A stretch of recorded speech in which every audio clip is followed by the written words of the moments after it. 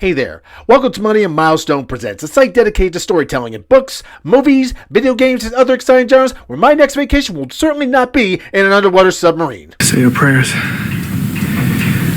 I'm not a religious man.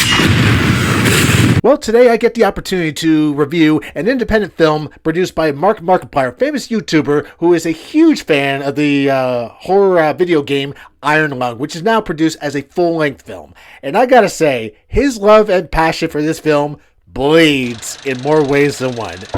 Tell me more. So let's get into it. Let's review Iron Lung.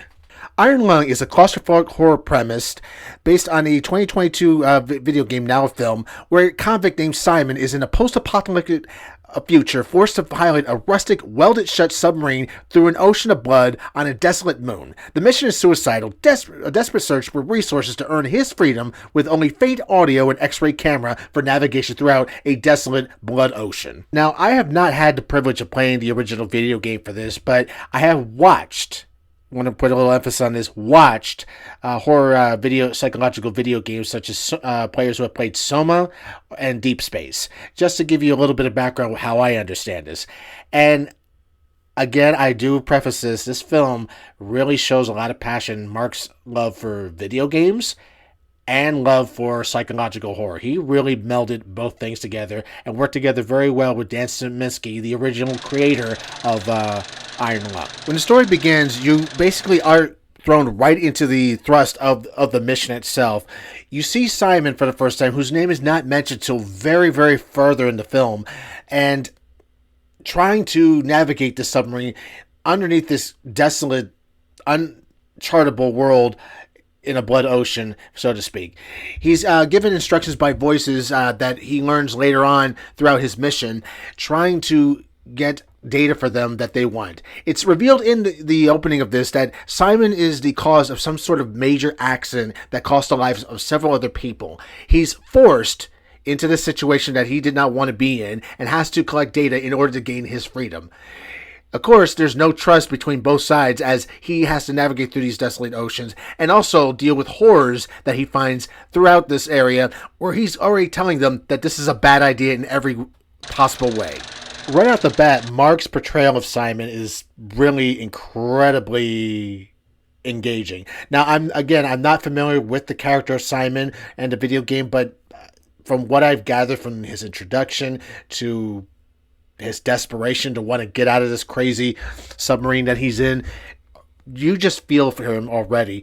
And even you're given a little bit of an understanding that while you do have some sympathy, Simon is not an all good character at all. He's done bad things, made mistakes, and he's trying to make up for them in whatever way possible, even if it's just to save his own skin. One of the things that really impresses me about the film also is the ambiance.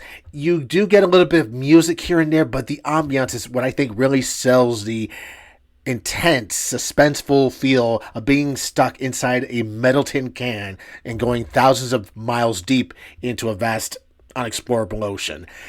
And also to top that, you have the psychological part of it where you wonder what's real and what's not, where Simon is questioning everything, whether something is reality or his mind is playing tricks on him. If you see movies like Event Horizon or even The Abyss, this is kind of where that falls for me in terms of psychological horror and sci-fi almost all at the same time. A few other examples I forgot to mention are that of Poltergeist and the Blair Witch Project, which I feel has that same feel of horror and scare. As of this recording, Iron Lung has made started a total of $3 million and has surpassed production costs within the first day.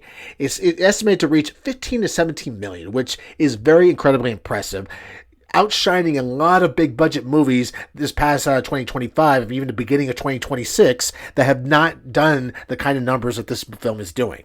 Now, will it have staying power in theaters? We'll have to wait and see. But as of right now, I think this is a film that's going to have legs for at least a few weeks yet, if anything else. Online, it would appear that most people's feelings about this film is very positive and very outgoing about it. For me personally, I'm there in that same camp as well. I'm definitely going to give this movie a rating of excellent. This is a very wonderful, excellent psychological film. You're going to feel very incredibly invested in the main character. and even the story and wanting to know more and how this outcomes. Even the ending, which again, I'm not even going to spoil a single thing about this. I absolutely promise, because this is, like I said, a very excellent film. It definitely has an ending that really sinks you in. Maybe some of you already know the ending from playing the video game, but at least for you, if you're a film goer, you're definitely going to be impressed with the ending of this. It's definitely a good ending to a psychological horror film. Now, a question that comes to mind now that I saw this is, where does this lead to the future of filmmaking? Because while AI seems to be one of the things that people are invested in terms of filmmaking, there is still talk also of the independent filmmaker. Is it possible, with now these tools made, that it is going to be possible to make big budget films from independents like a YouTuber or from other platforms as well? It's an interesting question to ask and to look into as time goes on. You know, is the days of Hollywood's dominance over major films about to go wane into this departure? Only time will tell. But hey, those are my thoughts on the film of Iron Lung. Again, as I mentioned, it's definitely got a rating of excellent for me. What did you guys rate the film? What did you think of it? I really would love to hear it. You can talk to me either on Twitter or on Instagram. You can also even comment on this YouTube video as well. Also, if you can, like, share, and subscribe to the channel if you can. And also, please comment as well, because your view only counts if you comment as well. Other than that, you best better believe I'll be back.